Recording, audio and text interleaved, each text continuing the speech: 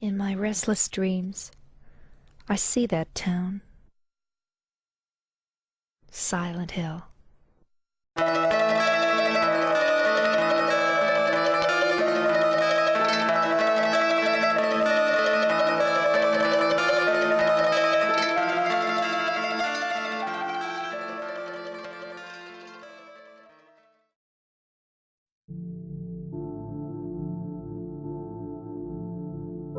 PT, the now infamous playable teaser for the cancelled reboot Silent Hills. While there are many videos and articles which both cover this topic and speculate as to the minutiae of its causes, far better than I'm planning to here, the cliff notes are these.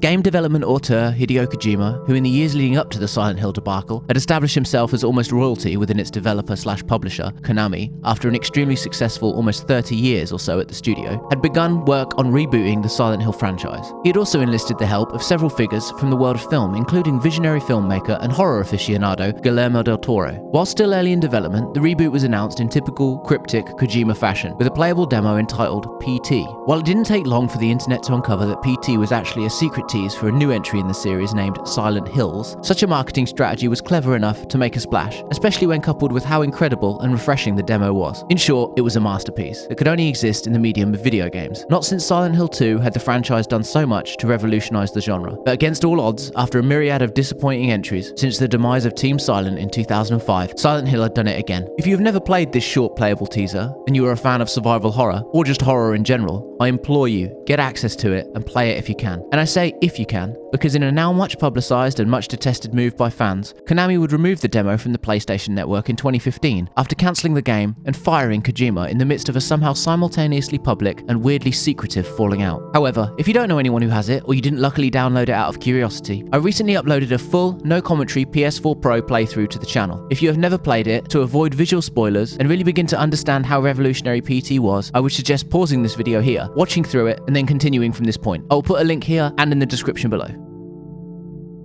Okay, you back? Good. Pretty intense, right?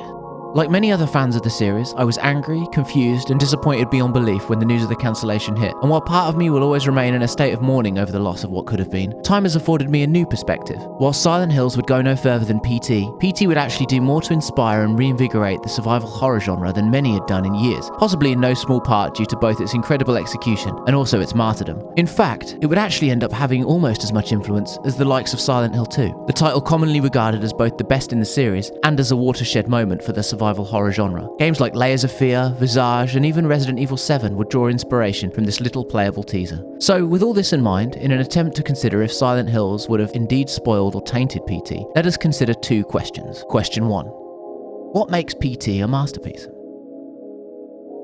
Firstly, a moment should be taken to commend its use of mystery and small narrative indicators peppered throughout its duration. They're a great way to keep the player engaged and also harken back to the golden era of Silent Hill, where much of the narrative and its accompanying horror was shrouded in uncertainties and left to the player to ponder on. Also, the game looks great and runs well thanks to the Fox engine, with awesome texture, lighting, and sound work. However, the real standout here is PT's design. The looping corridor, which changes in both drastic and subtle ways, is so engaging and so terrifying, especially on your first playthrough, because you have no idea what to expect. Okay, around this loop. Shouldn't be much here. Ah! What the f***?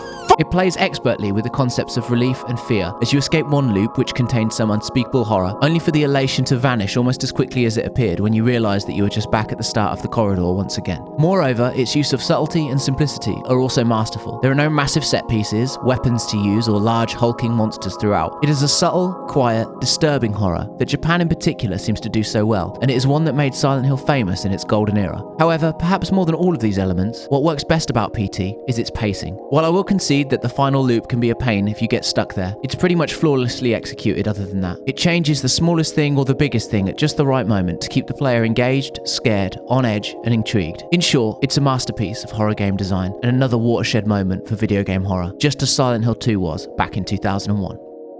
Question 2. Would PT's design philosophies have worked in Silent Hills?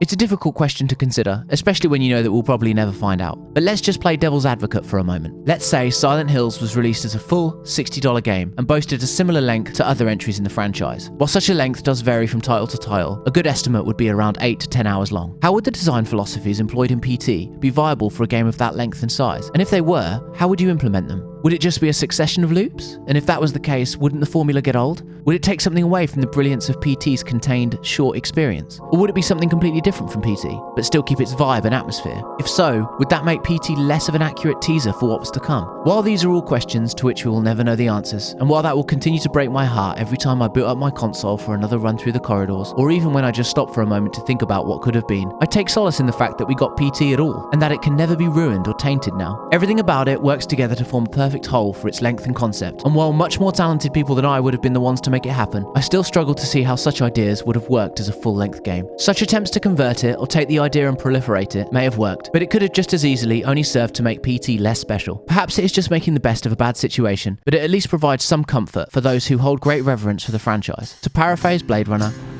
"The light that burns twice as bright burns half as long, and you have burned so very, very brightly." However, with more Silent Hill on the way, it seems that there will be much more to talk about sooner than we thought. I guess only time will tell, but for me at least, caution is definitely outweighing optimism.